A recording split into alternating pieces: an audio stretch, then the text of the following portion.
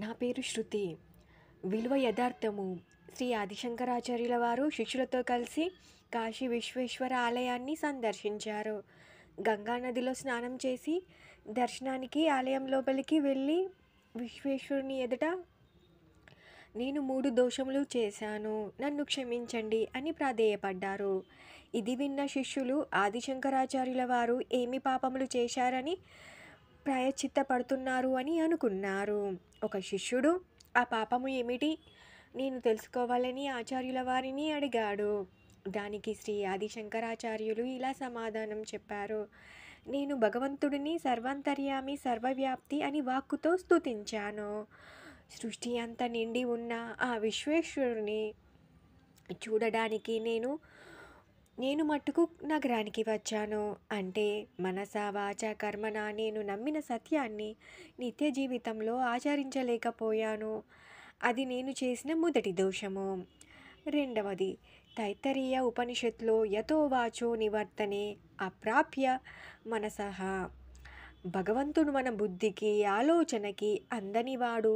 ఇది తెలిసి కూడా శ్రీ కాశీ విశ్వనాథ అష్టకం వ్రాసాను. ఇది నేను చేసిన రెండవ తప్పు.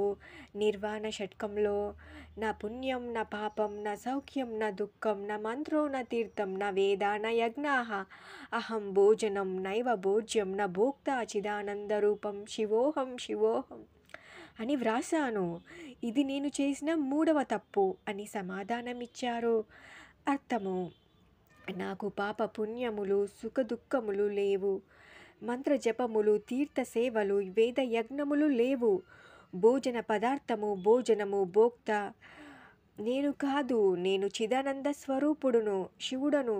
ఇంత వ్రాసి కూడా నేను తీర్థయాత్రలు చేస్తున్నాను అంటే నేను వ్రాసినవి చెప్పినవి నేను పాటించలేదు. అందుకనే నేను చేసిన ఈ 3 తప్పులని మన్నించమని ఆ భగవంతుణ్ణి క్షమాపణ కోరుకుంటున్నాను. నీతి: మన ఆలోచన తీరు మాట అన్నీ ఒకేలాగా ఉండాలి అని శ్రీ ఆదిశంకరాచార్యులు వారి కథ మనకి తెలియజేస్తుంది. బయట ప్రపంచం మన తీరును మాత్రమే చూస్తుంది. భగవంతుడు మాత్రం మన పని వెనక సంకల్పాన్ని ఉద్దేశాన్ని కూడా చూస్తారు. మనస్యేకం వచస్యేకం కర్మణ్యేక్యం.